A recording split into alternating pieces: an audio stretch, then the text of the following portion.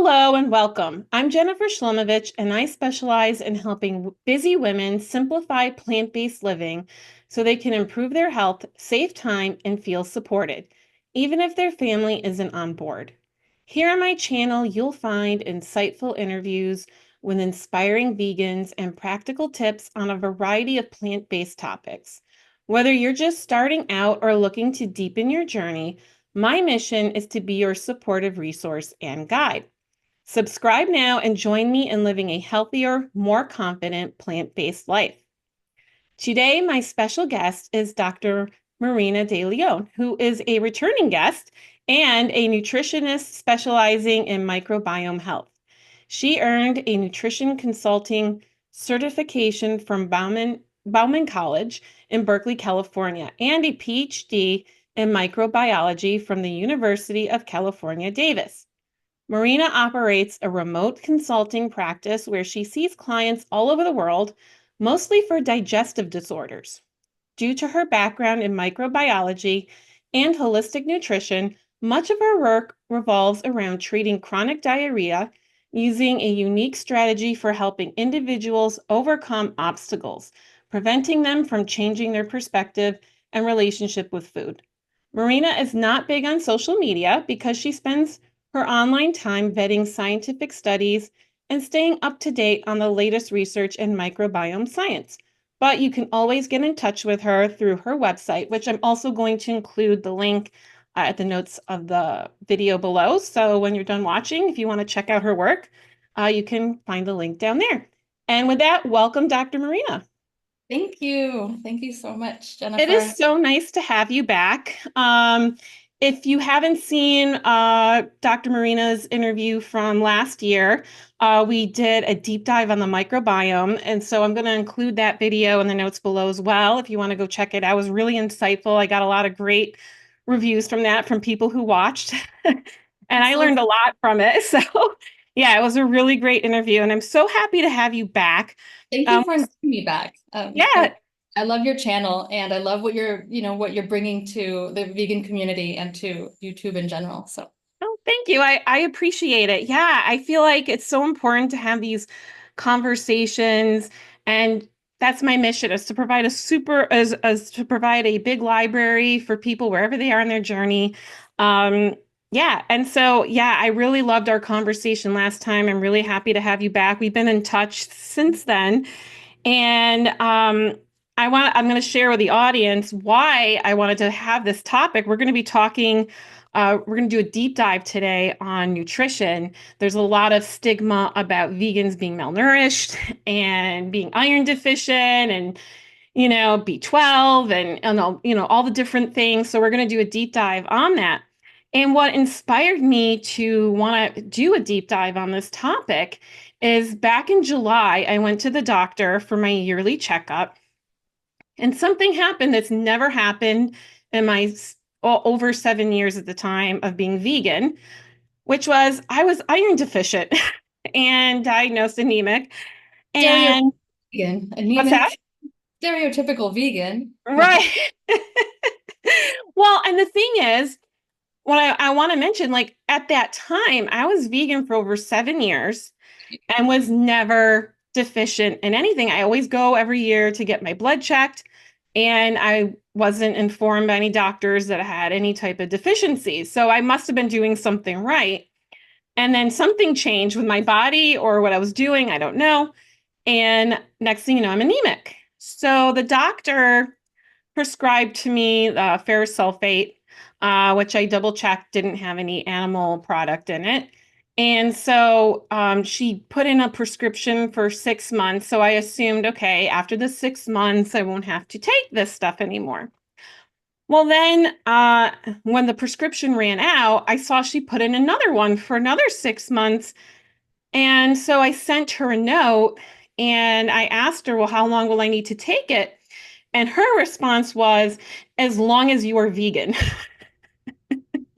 I'm sorry. So I was really angry with that response. Yeah. But I didn't respond. All I just said to her after many deep breaths It's very nice. and some choice words to myself, uh, I just wrote to her that I was not going to stop being vegan and I would find something else, which I did find another supplement that's a vegan supplement that seems to be, working. I mean, I haven't had any blood work done since, but I feel good on it. It seems to have all the right things in it. And so I'm taking that. And the ferrous sulfate had uncomfortable side effects too, like, intestinal side effects. So this isn't like that. So I'm much happier with that.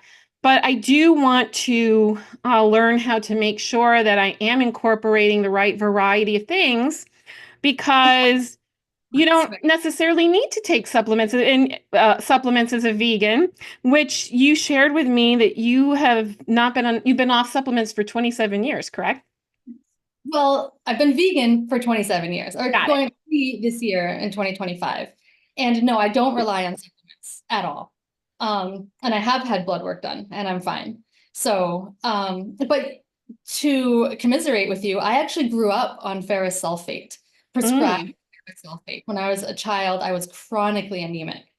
And I ate a lot of meat. I mean, I wouldn't say a lot, I don't know, but my family ate meat and dairy. So it was part of my normal daily diet. And I was chronically anemic. And that actually gave me a lot of mood problems and behavioral problems. mm. I was prescribed ferrous sulfate. I took it religiously because I didn't like feeling sad and feeling bad as a child. And like your doctor, I guess my doctor just thought it was fine to take a prescription iron for my whole life. But as I got older, I became vegan when I was about 16. And a couple years later, well, I became vegetarian at 16, and then a little while later became vegan. And a few years after that, I was not anemic, and I've never been anemic since. Anemia, Wow. it just disappeared from my life after I stopped eating animal products. That definitely made me question what was happening. I didn't really get any answers, to be clear, but I did Mhm. find that a very interesting phenomenon that I grew up eating a lot of red meat. My dad hunted, and almost as soon as I got off of that, and I also became, a menstruating adult at 15. So you would think that that would lower my iron levels, but instead I was able to maintain even without any iron supplementation. Wow. And you don't hear about that, right? You don't hear how someone's gone vegan and then the reverse happens, right? They don't need the supplements. And I didn't do anything. I have to admit, I was a teenager. So Mhm. at this point in my life, I was thinking about whole food because that's always been important to me, but I wasn't thinking about nutrition in the same way that I think about it now as a professional. I just was kind of Right. eating the best that I could, and it seemed to work. And so that just goes to show that there's a lot of information that we're all fed about nutrients. And I'm sure some of it, like, doctors, they only know what they've gotten in training. And there's been a lot of data out there, like, for example, the China study that, talks about the health benefits of whole food plant-based eating. And so people are starting to catch on a little bit, but it's still not mainstream. And a lot of the medical community does not promote this information. Yeah, and that's a huge question of why medical doctors don't really give nutrition the respect that it deserves. I don't understand. Nobody knows. It's a mystery. Like why you have to see a nutritionist to eat healthy or not a doctor. I don't know. It doesn't make any sense. Like doctors don't focus on food. Yeah. And not all nutritionists are created the same either. Like there's nutritionists out there who are going to promote the standard information that doctors are promoting. And then there's nutritionists who, like you, studied other aspects of nutrition and promoting whole food plant-based eating. And so and I think too, it just takes time to change old paradigms. And I think it's definitely happening, but it's frustrating when you're caught in the crossfire of that misinformation. And for regular people to keep up because nutrition science is constantly evolving like any other science. And as we learn more information, what we thought we knew changed. For Yeah. example, it's a very simplistic and pretty logical idea to think what goes in gets absorbed and used. and the waste comes out. And that's a very simplistic view on nutrition and physiology, although it does make sense if you don't know the nuance or complexity of actual metabolism and respiration and our microsymbionts and our genetics and like all of these other factors that are involved with nutrition. So that's where somebody like myself or other professionals come in, because we know the details, and they're just too much for a regular person to really grasp or care about, to be honest. Like, not everybody loves thinking about food like a nutritionist does, right? Like a lot of people just want to eat, get told what to eat, and they're okay with that, or yeah, not have to make those decisions themselves. Yeah, it can be very overwhelming, which I love about our conversations, because whenever we've talked about these things, you're always able to break it down in a way that's much more simple and easier to understand that makes sense. So,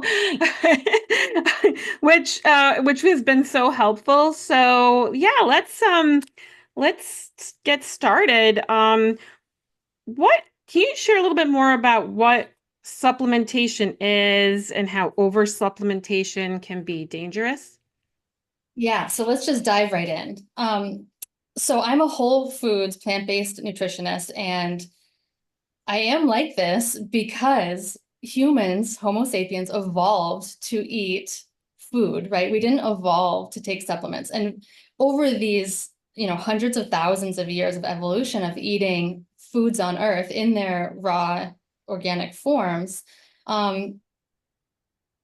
we have certain ways in which our bodies interact with those molecules, right? That we haven't really evolved to interact with synthetic supplements or quantities that aren't in their natural abundances. So when you eat a plant, you eat, I mean, thousands, if not millions of different molecules that work together and that you utilize. When you use a supplement, you might take one, like iron, right? One nutrient at a time. And this can cause a lot of imbalances. Hmm. So that's one reason, is that nutrients work synergistically with each other. You have coenzymes and cofactors that help the movement, the absorption, the conjugation, all of these processes that are happening with the nutrients when they interact with your cells. And when those are out of balance, it might be wasteful. So a lot of people tend to rely on supplements or tend to kind of buy whatever supplement, but that can have negative consequences too. So I'm glad we're starting here. So supplements, of course, can be very helpful, right? Get you out of a funk or get you back to where you need to be so that you can then take over with food from there. But over supplementation can be toxic as well, right? Hmm. Everything that we put into our bodies, our liver and kidneys have to detoxify and eliminate. So for example, vitamin A, if you can be very toxic on the liver and cause a lot of problems. Vitamin E, over supplementation of vitamin E can cause hemorrhaging if you Oh, take wow. way too much of it. So no, pretty You much no. never think about these things. Or I mean, I never think about these things. Yeah. And a lot of supplements, for example, water soluble supplements, they have a built-in protection mechanism. So you can take a lot of vitamin C, and since it's water soluble, you urinate it out. But a lot of supplements you just don't, and they can accumulate in the liver. And the liver processes a lot of toxins. It creates its own vitamins, and we have to be careful with our liver. We also expose it to toxins when we're not aware. For example, air pollution or, secondary smoke. So our liver is constantly bombarded by toxins. So the last thing that we want to do is make it work overtime. Hmm. So just as under supplementation or lack of nutrition is obviously detrimental to health, getting too much of things can also be very detrimental to health as well. I mean, too much protein causes gout, right? Because proteins build up in the joints. Hmm. Protein is water soluble. So protein also gets urinated out through our kidneys and bladder. But even with that protective mechanism of not storing protein, we can actually get too much of it, and that can cause major problems. So we have to be careful. The thing about nutrition and health is about balance. And surprisingly, balance seems to be the most difficult thing for people to strike. You can get lazy, right? And you can not eat well. That's so easy to do. Or you can get, gung ho and take too much protein powder and too many supplements and kind of get on your, I'm going to do things for myself kind of train and go overboard. But that's not sustainable long term. People can have burnout, or you can even just cause some low level toxicity to your poor liver. I Wow. really think that we have to protect our liver more than we care about our muscle tone and our skin and the things that people see on the outside. Our liver is what really protects us and gives us longevity and produces a lot of nutrients for us. It's interesting. I don't think of the liver too often. You think about everything else, but you don't hear people talking about, the only time I ever hear the liver mention is like when it comes to drinking too much alcohol. Other than that, I don't hear much about the liver. It's crazy because look at this little tiny cascade. Your liver produces bile, and bile is secreted into your gallbladder, and then from your gallbladder it's secreted into your duodenum, your upper small intestine, and that helps you to digest food and especially digest fats. And Mm.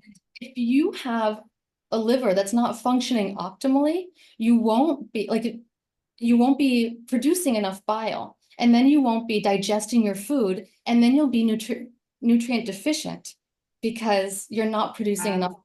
Your liver isn't able to produce it. And that in itself can cause deficiency diseases. So my point here is that you don't want to toxify your liver by taking too many supplements. You want your body to be able to digest and produce its own nutrients, to digest the nutrients that you take in and absorb them and then produce its own. And that's by keeping your organs healthy.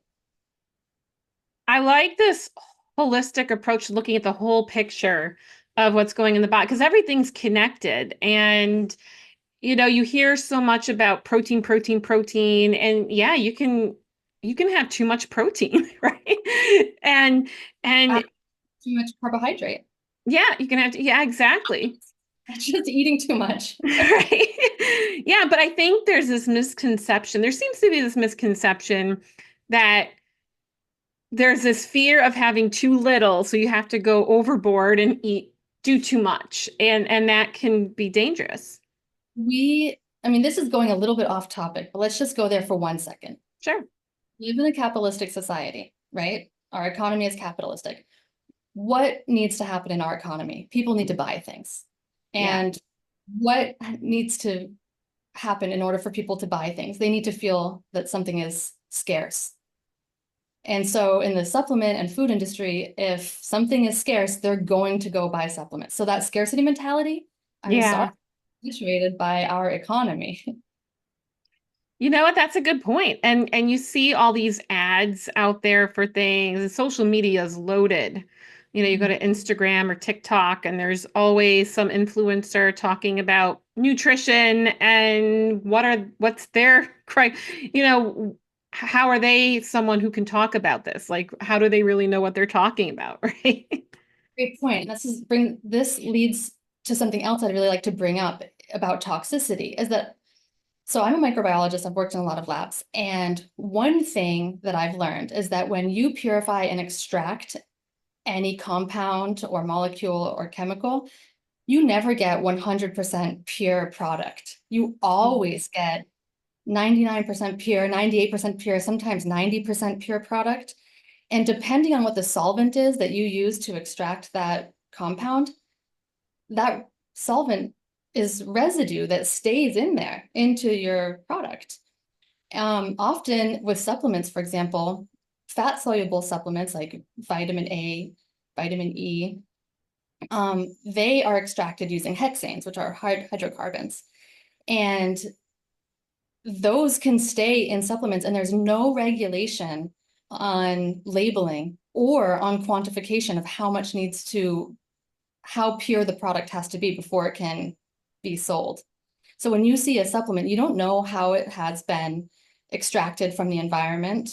All you see is vitamin E, 10,000, high use, but it might be only 98% pure, and 2% of it could be made out of hexanes. We don't know. And this is probably the most dangerous part of over supplementation, or just taking supplements willy-nilly, is that we don't know the purity, and it's almost impossible to tell because supplements aren't regulated by the Food and Drug Administration. That's right. I think that the Food and Drug Administration is infallible. There are a ton of products regulated by them, like drugs, that are also toxic and probably shouldn't, be sold to consumers. They're not perfect, but there is a lot of there's a lot of positive things to regulation, and supplements are not regulated at all by them. So we don't know the purity of a lot of the supplements we're taking. And we also don't know the origin. For example, I really like to take chlorella and spirulina. I think they're sources. I don't consider them supplements because I find them food. I mean, they haven't been extracted, right? They're just algae or bacteria that grow in the water, and they just dry them, they grow them, dry them, sell them kind of as is. But depending on the origin, they also absorb a lot of heavy metals. So if the water has a lot of pollutants in it, maybe the water that they're grown in is next to an industrial location, a city or something, that can have a lot of heavy metals in it. And then that algae can absorb those heavy metals, and then you can be taking them. So you have to be careful, right? You have to be careful on sourcing. You can't just take any chlorella or spirulina from any place. You have to know the source. And as a consumer, you might not want to do that, but as a professional, I do want to look into those. So that's why it's really good for people to seek professional advice before going into buying supplements as well. Wow. It sounds like there's a lot of things that we're not aware of, or that mainstream folks are just not aware of when it comes to these things. It's like, oh, I just need this. Yeah, you absolutely can't be, but people like me can be, and that's why, we're here. No, yeah. And then that's why I'm so glad that you're here. And so it sounds like sourcing and processing are a very important aspect to this. And so when it comes to looking for supplements, it sounds like it's really important to understand where they came from, how they're processed, because just because it's iron or just because it's, vitamin K or whatever, B12, it doesn't mean it's all the same. It sounds like it's that vitamin, but then there's other variables in place. Yes. So not only for supplementation, you can get too much and cause imbalances in your body, because some types of vitamins or minerals or molecules can inhibit the absorption of others if they're taken in the wrong quantities. And then also the residues of these products can also be toxic. And then the molecule itself, the vitamin or mineral or chemical itself, can be toxic at high quantities, at high levels. So you have to be really careful of those three aspects of supplementation and ask yourself, do you really need it? Or you can ask yourself, how do I get this not only from food, but from eating strategies? And I think, that's probably where you and I will go next, is eating Yeah, strategies. actually, that's exactly what I was going to ask you next is, what should we know about obtaining nutrients? Yeah.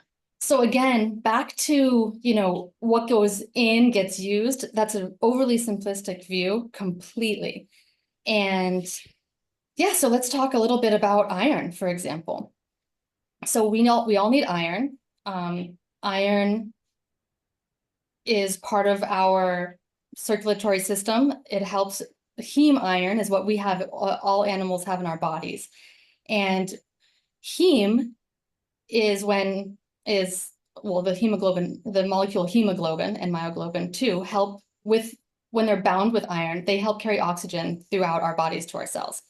And that's why plants don't have heme iron. You may have heard of non-heme versus heme iron. Well, plants, unlike animals, right, they breathe in carbon dioxide and they breathe out oxygen. We, on the other hand, breathe in oxygen. We need our oxygen and our waste product is carbon dioxide.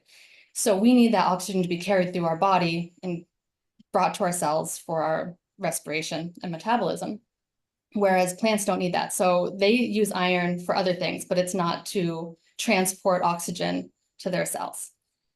So they don't have their iron bound to heme. Their iron is bound to other like acids or minerals or proteins.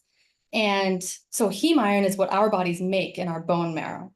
It's also, if you eat an animal's bone marrow or an animal's muscle tissue or blood, that's why red meat is known to have a lot of heme iron, because myoglobin is bound to iron, that's in muscle tissues. Heme is in red blood, is in our blood, and that's why the iron is there as well. But plants don't have blood or muscle. So when we intake iron from plants, which is abundant everywhere, by the way. I mean, iron, if you can just Google plants high in iron, you'll see soy, lentils, tofu, chickpeas, seeds, leafy greens, kale, spinach, Swiss chard, like literally everything has lots of iron in it. So getting iron is not the problem, but a lot of people are iron deficient, even meat eaters like myself when I was a child, right? A lot of people are iron deficient. So you have to ask yourself why, because iron is in literally everything. Mhm. So when we eat plants, the iron goes to our bone marrow, our cells produce heme iron, and then it gets transported all around.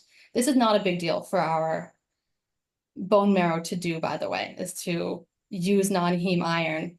As long as we have enough iron, our bodies can do this.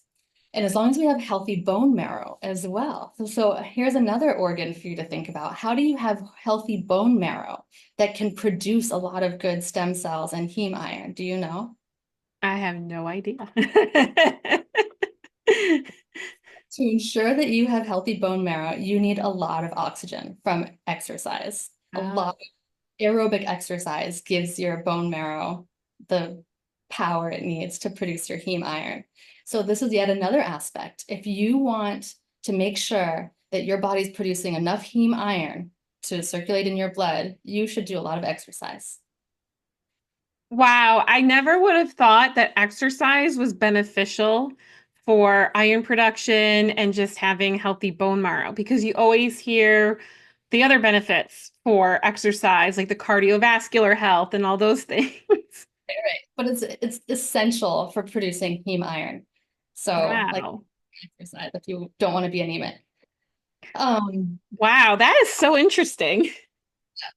so now, so we were just talking about iron and where it is in plants. Well, it's in everything, so don't worry about it. But there are other aspects of iron. What it's bound to really affects how much of it is absorbed.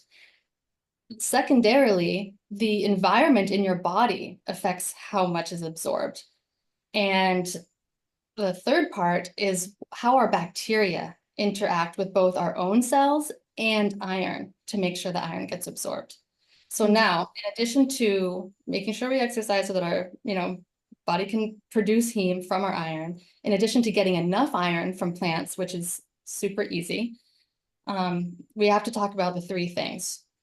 Making sure that it is bioavailable, making sure that our internal environment is hospitable to iron absorption, and making sure that our gut bacteria are helping us absorb that iron. So first and foremost, iron in plants is bound to organic molecules. So phytic acid, oxalic acid, and those inhibit iron absorption based on the polarity of those molecules bound together. So don't worry about that. All you have to know is that in plants, you have these acids that are bound to minerals and they prevent absorption. Well, that's not the point of those molecules though. The reason why plants have these molecules is to make their seeds and their leaves taste bitter so animals don't eat them. It's a protective mechanism. So it actually really works for plants to have this kind of coincidental thing where they're making themselves taste a little bit bitter, plants avoid them, animals avoid eating them, and then Mhm. they can grow and flourish. But for humans, it's not so good because we want their iron. So in order to make the iron within plants bioavailable and prevent the inhibition of phytic acid and oxalic acid and lectins from binding to that iron and keeping it, making it so it just passes through us, we can do a couple of different things. One is that for nuts, seeds, legumes, beans, we can sprout them, or at least make them think they're about to be sprouted. Oh, So okay. seeds contain a lot of these phytic acid and oxalic acids and lectins for that bitter kind of taste. But once you put them in water, they start releasing that into the water because now they think that they're going to grow. So they don't need that anymore. So when you soak a bean overnight for 24 hours and then rinse off that water, the soaking water, you're rinsing off those inhibitors, those mineral and nutrient inhibitors right down the Oh, sink. wow. That's the first thing. Like buying canned beans is great, or buying like roasted nuts is great if you want to, but buying them raw, soaking them, rinsing off the water and cooking them is really your first step to getting more iron out of your food. So that is the first thing, is trying to get rid of those inhibitors first. And then you can do this with nuts too, and make a lot of nut butters and nut cheeses by soaking them and rinsing them. So the second thing is making sure that you have a very acidic environment. So our stomach, our small intestine, and our large intestine are all acidic. Our stomach, of course, with the hydrochloric acid is very acidic, but our intestines are acidic as well because our bacteria make a lot of short chain fatty acids and other types of acids, and propionate and butyrate. A lot of different types of acids are in our intestines as well. And that acidic environment also helps to absorb minerals. So one thing we can do is always eat our iron-rich foods, our beans, our nuts, our leaves, with acids. This not only helps your stomach become more acidic and you just digest all of your food better, but you're really helping to unbind any phytic acid from your iron and bind it with an organic acid that makes it more bioavailable to you. So drinking apple cider vinegar, for one thing, when you eat, is a great way to make your stomach and intestines more acidic when you eat. Also eating vitamin C rich foods, because vitamin C not only increases the absorption of iron, but it's also it's acidic, right? It's ascorbic acid. So you have acetic acid from vinegar, ascorbic acid from vitamin C, and the third one that I like is citric acid. So you can eat your beans and grains with some sort of citrus, like lime. Like beans with lime is an obvious choice. Hummus, right? So say soak and rinse your chickpeas, cook them, and now you can blend them with lemon. There's your citric acid and your ascorbic acid, vitamin C and citric acid. You eat them with garlic. You can eat your hummus with garlic. Garlic and onions have a lot of sulfur in them. I think you were mentioning ferrous sulfate is what your doctor Oh, yeah, for the has prescription also that I had. prescribed. And that's because the sulfur part helps the iron absorption. So onions and garlic are rich in sulfur. So that sulfur will bind to the rest of the molecules in that food and then bind with iron and help the absorption as well. So sulfur-rich foods. Wow, I just want to say, first of all, it's very interesting. It's like, so you could just eat more hummus and you could get more iron absorption. Oh, and if you really want to, I don't like this combination, but like to each their own. So beta carotene is Mhm. really helpful for iron absorption as well. Oh, It, okay. turns into vitamin A. And so now if you eat hummus with carrots, again, Oh, wow. a lot of people love it. Then you're getting your beta carotene from your carrots, your sulfur from your garlic, your iron from your chickpeas, your acid from the lemon. Like you're really just, it's a complete meal. Wow, that's so fascinating. And also like what you were saying before, too, like about apple cider vinegar, like you can make a nice healthy homemade vinaigrette for your salad and you could put your, black beans on it or whatever beans you want to put on it. And not only are you helping the salad taste better, but you're helping the iron absorption and the other nutrient absorption in your body by having that dressing on there. So what you're really doing is food combining, right? You're Yeah. just like some nutrients need to be in the presence of other nutrients to be absorbed or to be functional. Foods also need to be in the presence of other foods to enhance absorption and functionality of the nutrients within them. So yeah, bean salads with a nice tangy vinaigrette is wonderful.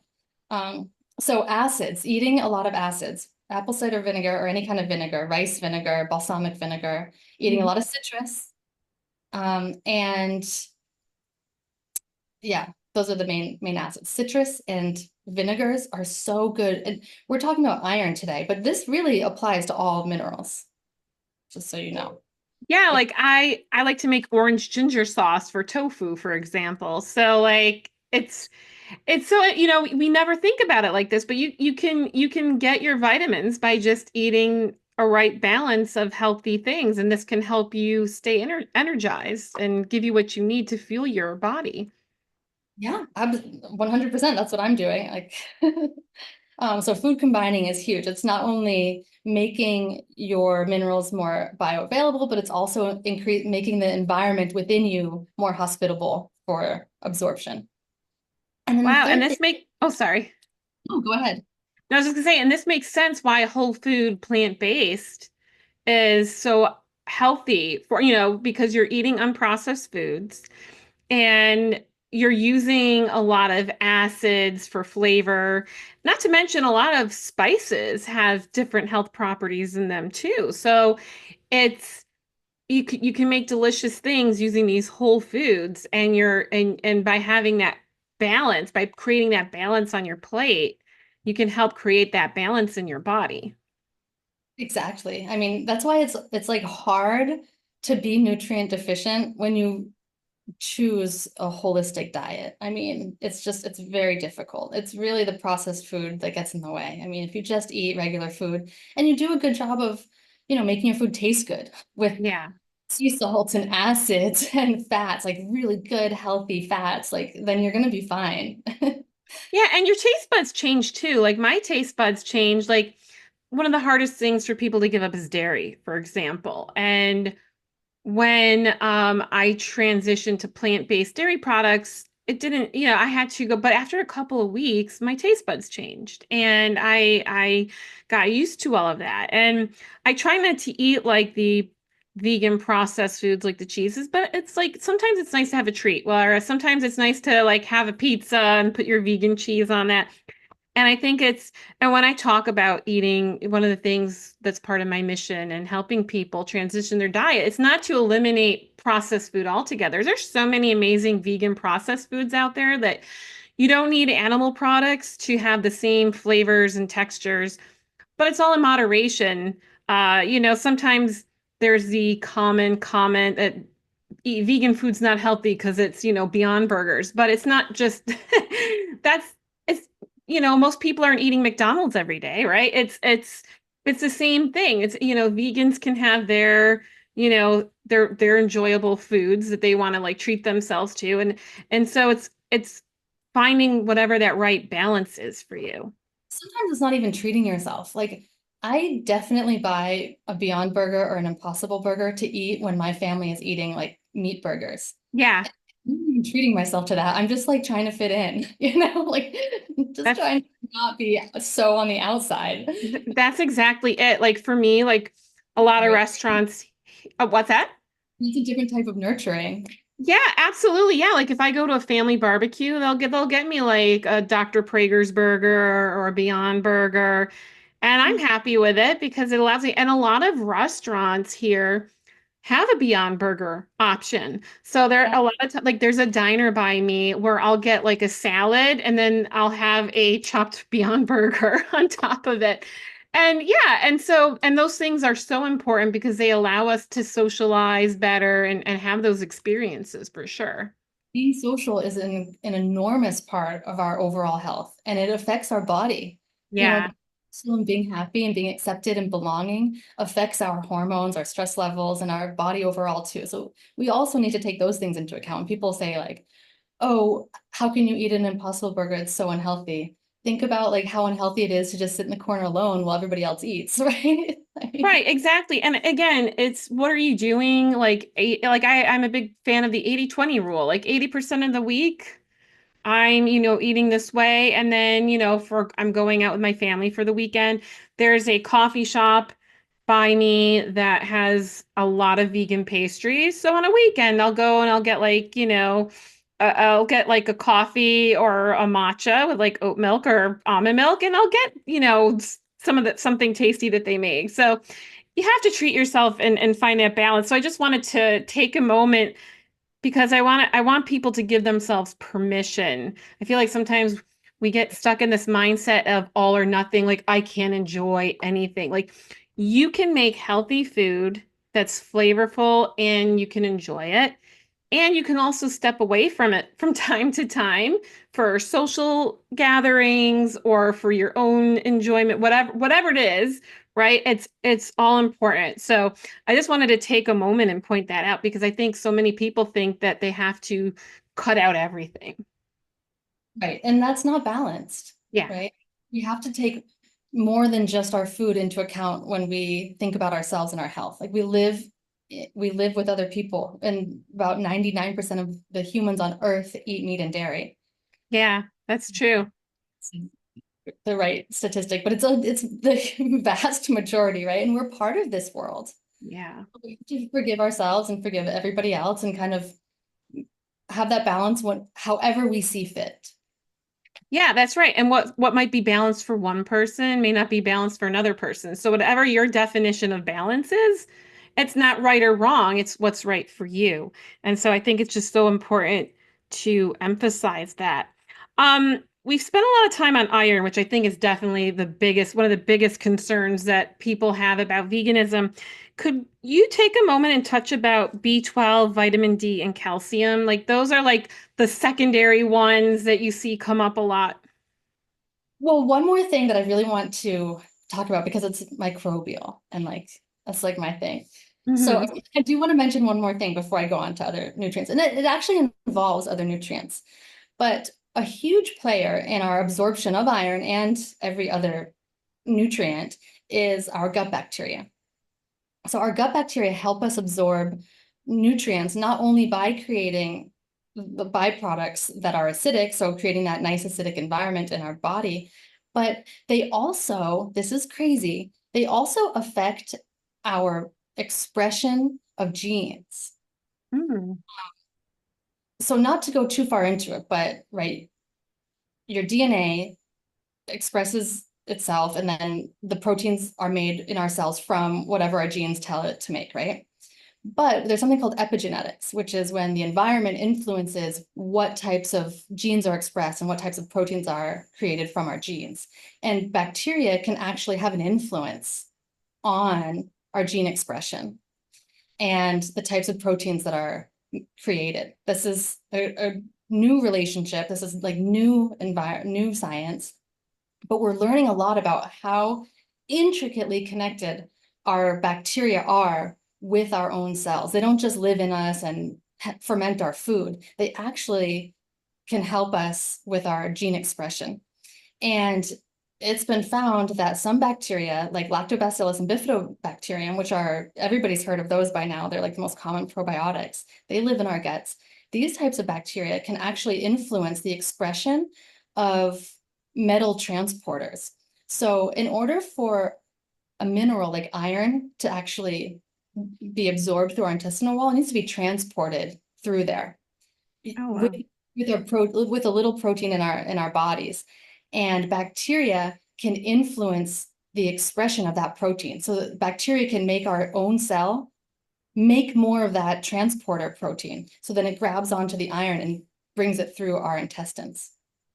Like, how crazy is that? I just want to take a moment. Yeah, I know. I'm like, listen, first of all, it's fascinating that we know this information about our bodies. And it it always it's always mind-boggling when I learn how different systems in our body are. I mean, just like childbirth is like a whole interesting, experience, when I went through that. And it's just, our bodies are capable of doing so many things. And it's when we're able to take better care of our body, it's able to function better, it sounds like, just from all And these things. be stewards for our gut bacteria, because I think we won't get into it today, but I think our gut bacteria are way more important than any of our natural processes. Like I can talk about our mouths producing saliva, producing amylase, enzymes, and our stomachs producing hydrochloric acid. And I talked about our gallbladder producing bile,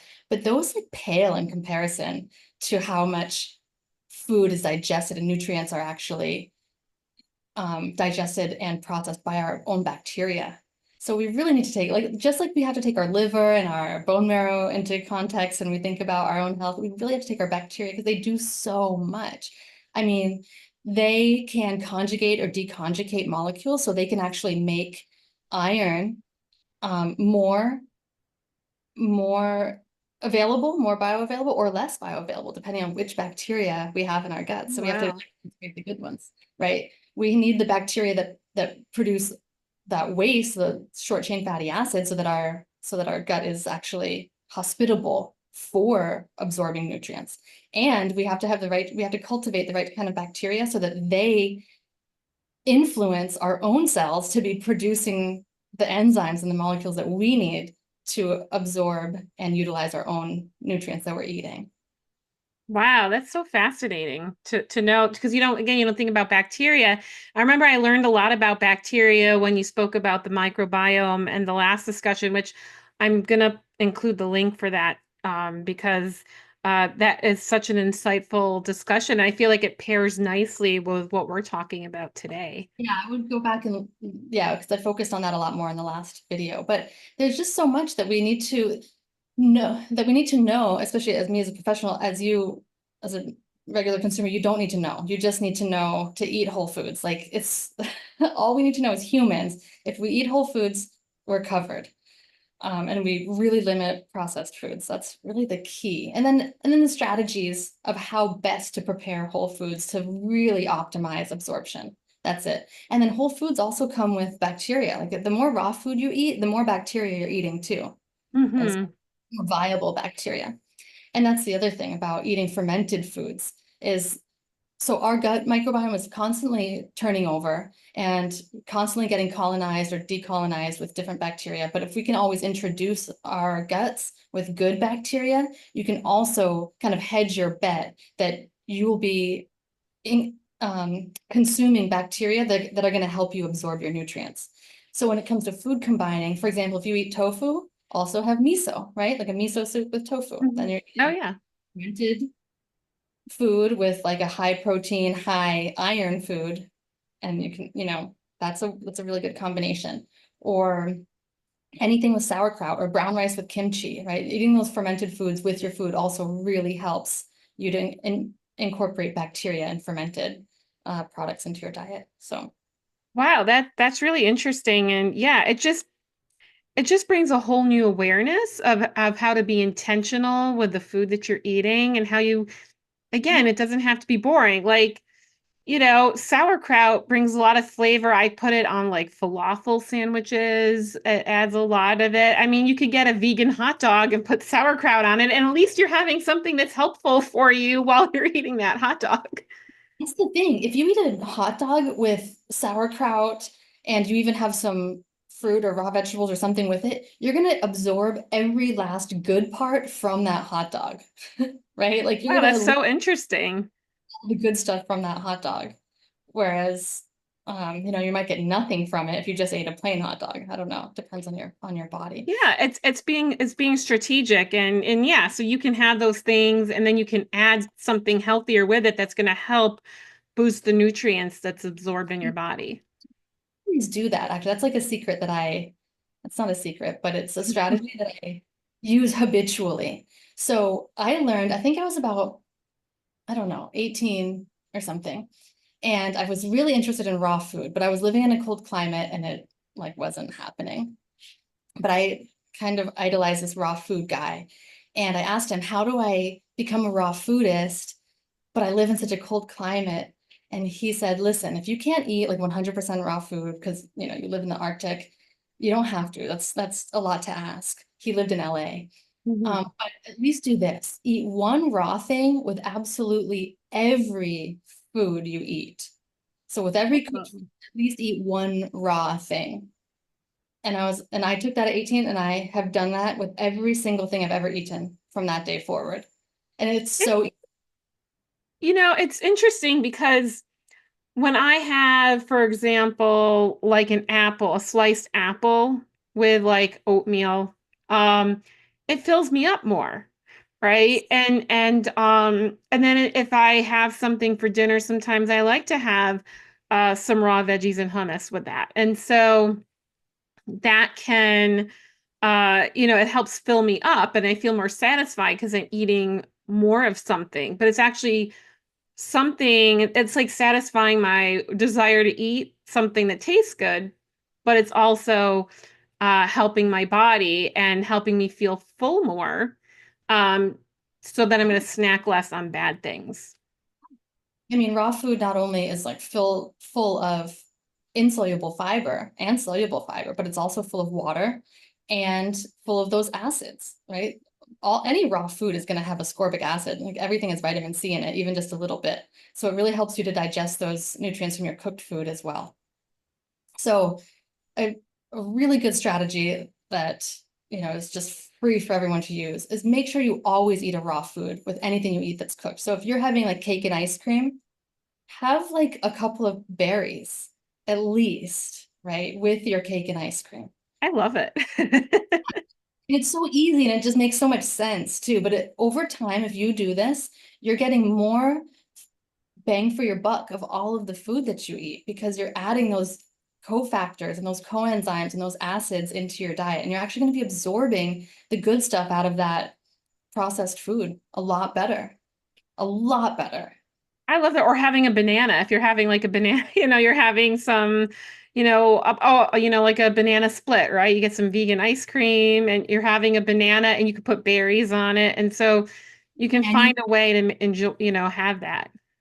or that's why I always recommend cucumbers to people because cucumber is like the solid form of water, essentially. So everything. Like if you're eating a pizza, slice up some cucumber and eat cucumber on the side. Like literally. Wow, I love your strategy. I'm going to start incorporating that, but it's And then such an easy way.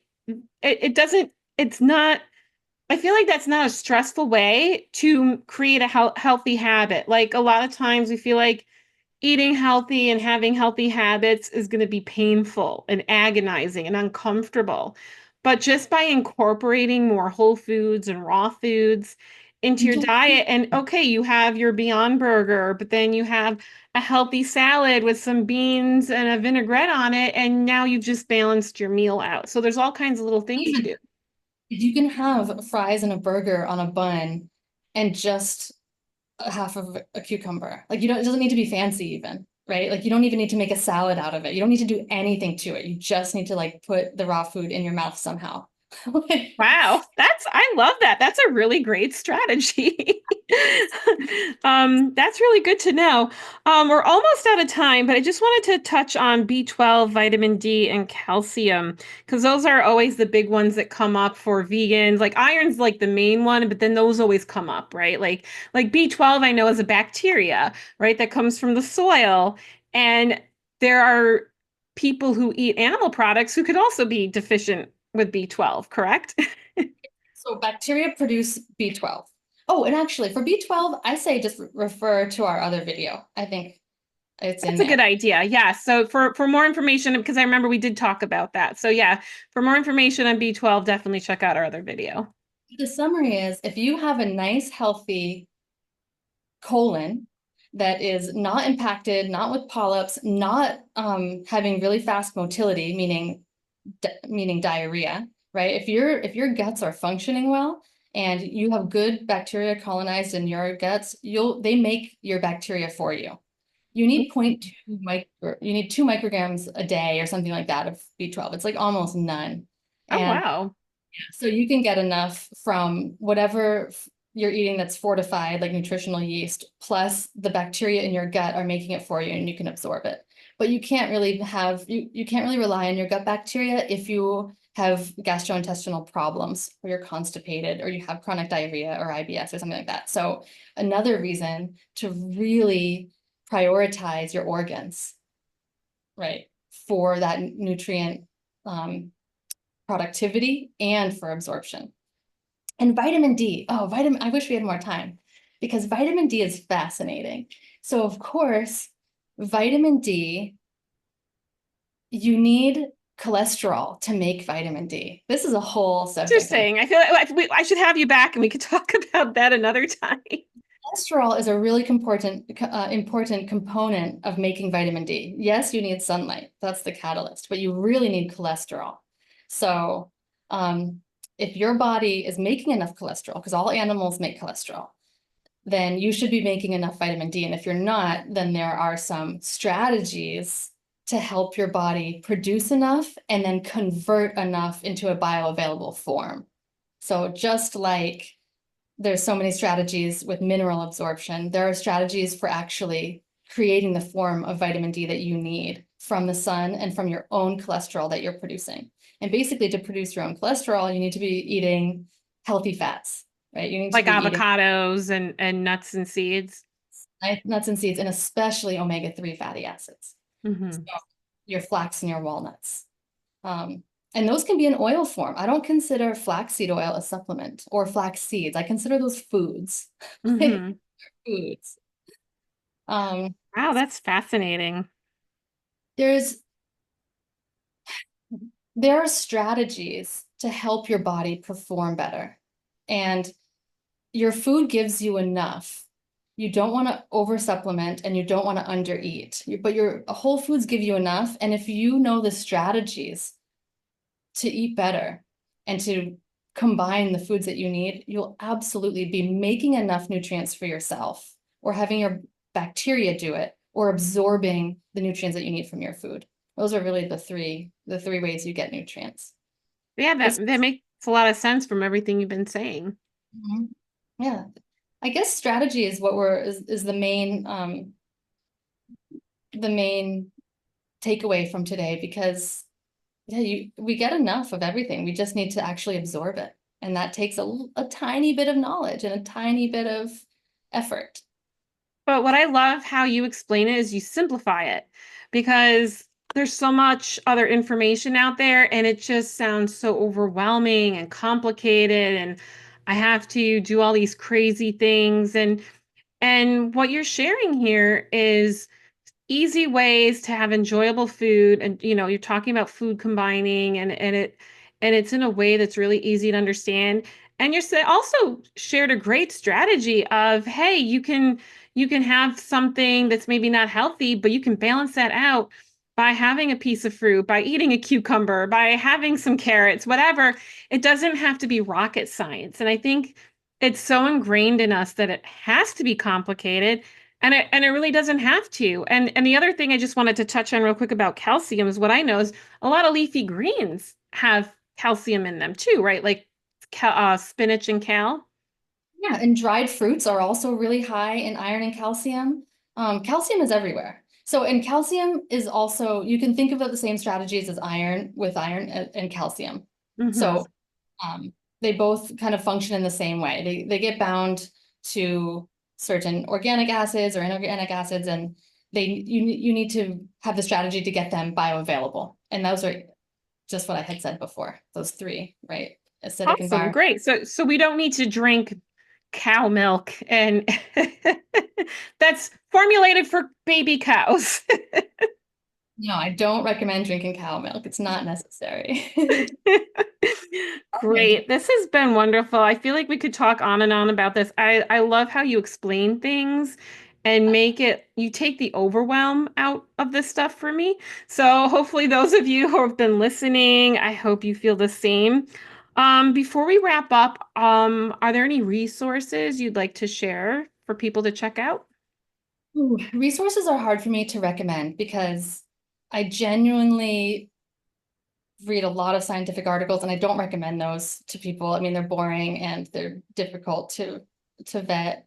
So, I mean, my website has a lot of information on it. Actually, I post scientific articles that I really enjoy and respect reading on there if somebody did want to delve into that. And then I have a blog, and in general, yeah, just be careful. I would actually say be careful of what you read online more than, more than anything else, because there's a lot of misinformation and you don't really need a lot of information. I would say if you're having a problem, for example, with iron, and I won't go into this, but a lot of women have very heavy menstrual cycles, and you might need an iron supplement. But in addition to that, if you're having a very heavy menstrual cycle, you're losing a lot of iron, your ferritin levels are low. The goal is to use real food to balance your hormones and to balance you and get off of that iron supplement eventually, right? Supplements aren't something they're kind of like pharmaceutical drugs in Mhm. that you're not supposed to depend on them or live on them, right? They're Yeah. supposed to help us out of a funk. And Whole Foods will do that. So even if you're having a very intense problem like IBS, chronic diarrhea is not easy for a lot of people to treat, and it's terrible to live with, as Yeah. is dysmenorrhea or, problems with menstrual cycles. So foods, though, are really the only thing that can sustainably help people out of those problems, out of those health issues. So that's what I Yeah. recommend. Yeah, and even, and yeah, there's certain things, sometimes there's other, health crises that happen that can be out of one's control, but what you fuel your body with can only help the situation, help the healing, helping you, fight whatever that could be and work through that. So eating healthy and fueling our body, I think I'm going to change my mindset. I think what I'm going to take away from this conversation, a lot of things, but it's not about eating healthy. It's about what am I choosing to fuel my body with, right? When you start thinking in it that way, oh, if I eat this, then I'm going to help this. It creates a whole new mindset around food. Completely different relationship. Like I eat and I think about my liver, and I think about how good it feels to sleep well, or honestly how good it feels to eliminate well, right? How good it feels to run and like enjoy it instead of it being painful. So you think about your organs and how those allow you to sleep well and think well, and Yeah. it's we look or anything, it's really about our organs. Everything is about our organs, and our bacteria affect our organs. Yeah, I love it. This has clarified a lot of things for me. And yeah, your blog is a great resource. I've checked it out before. And so I highly recommend anyone watching to go check out your website, go check out your blog, and also just to connect with you if they want to work with you. What's the best way for people to connect with you? I guess through your website? There's a submission form on my website. Just go ahead, fill it out, and send it to me, and I get back to people immediately. So I'm happy to do that. Yeah. Awesome. Great. Well, it was so nice having you back here. I love having these conversations with you. I feel like I learned so much each time.